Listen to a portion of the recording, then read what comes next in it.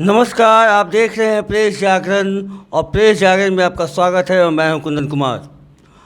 BJP इसी महीने अपना 8वां साल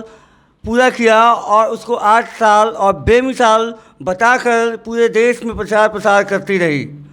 वहीं आज राहुल गांधी को ईडी के द्वारा नेशनल हेराल्ड केस में मनी लॉन्ड्रिंग केस में से एक सम्मन जारी किया गया और कांग्रेस की खबर जैसे लगती है वो पूरे देश में ईडी के दफ्तर के सामने धरना प्रदर्शन करना शुरू कर देती है और वो बीजेपी पे ये इल्ज़ाम लगाती है कि ये एक पुराना केस है, इसमें राहुल गांधी जी को घसीटा जा रहा है क्योंकि ये एक पुराना केस है। बीजेपी पे लगातार ये आरोप लगता आ रहा है कि वो ईडी, सीबीआई और भी जितने भी ऐसे संस्थान हैं सरकारी, उसका दुरुपयोग करती है। और चाहे वो मामला लालू यादव के यहाँ छापा का हो या फिर आज राहुल गांधी के यहाँ ईडी का जो सम्मन जारी किया गया है उनके खिलाफ उसका हो, उसी को लेकर पूरे देश भर में कांग्रेस के द्वारा ईडी के दफ्तर के सामने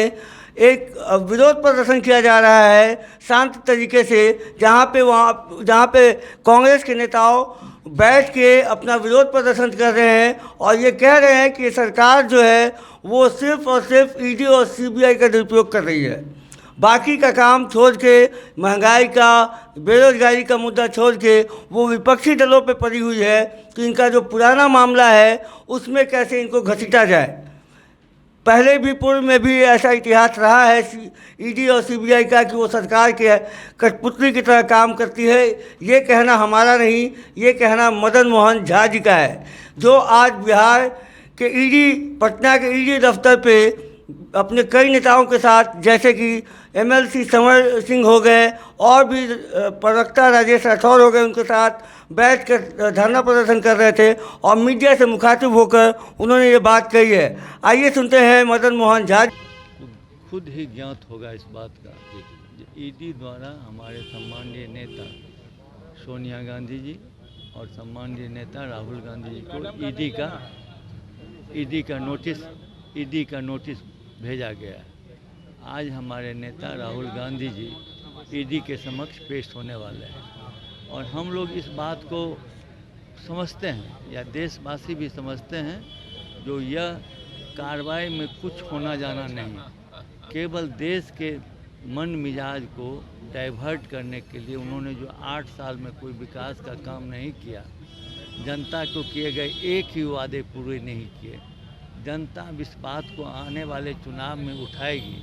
उससे पहले ही वो डाइवर्ट कर देना चाहते हैं दूसरे तरफ। इसी के तहत उन्होंने ये कार्रवाई किया है और मैं, हमारी पार्टी और अन्य जो हमारे आम नागरिक हैं, सभी लोग जानते हैं इस बात को कि ये बात गलत है। तो हम लोग शांतिपूर्ण तरीके से आज ईडी कार्यालय में बैठे हुए हैं और हमारे पूरे देश के जो भी हैं सभी इस पर बैठेंगे और विरोध प्रकट करेंगे और हम यहाँ से लेके सड़क से लेके सदन तक जो भी होगा इसमें निश्चित रूप से हम अपनी कार्रवाई को जारी रखेंगे। कहीं ना कहीं ईडी और जांच एजेंसियां जो है वो केंद्र सरकार के इशारों पे तो काम नहीं कर रही है। एक ही नहीं, ईडी का तो ये नोटिस है, लेकिन जो भी केंद्रीय जांच एजेंसी है सिर्फ राजनीतिक लोगों को नहीं, हम लोग तो मान लिए विरोधी दल के हैं तो हम लोग पर कुछ 19-20 होता है तो कोई बात नहीं है। अपने दल के लोग उनके जो हैं, जो उनके समर्थित हैं, अगर वो भी कहीं अदरवाइज सोचते हैं तो उन पर भी कार्रवाई होती है।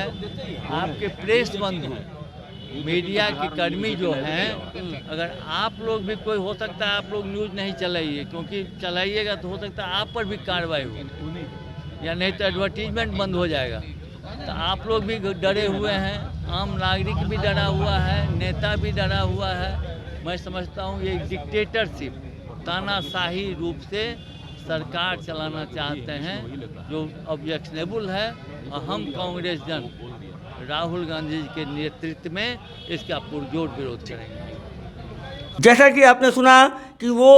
कह रहे थे कि ये सरकार जो है वो सिर्फ और सिर्फ दुरुपयोग कर रही है ईडी और सीबीआई का, और उन्होंने तो मीडिया को भी कह दिया कि आप भी अगर सवाल अगर खड़े करते हैं बीजेपी के खिलाफ तो आपको भी ऐसे, आप भी इंतज़ार करिए और आप भी ऐसे छापा से के लिए तैयार रहिए। तो ये एक बहुत ही बड़ा जो ब्लेम है वो कांग्रेस कर रही है बीजेपी पे, और ये लगातार जो है हमलावर हो रही है,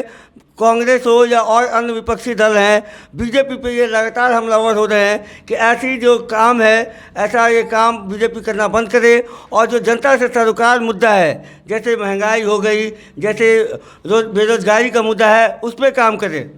बहरहाल बने रहिए आगे की खबरों के लिए प्रेस जागरण के साथ, तब तक के लिए धन्यवाद।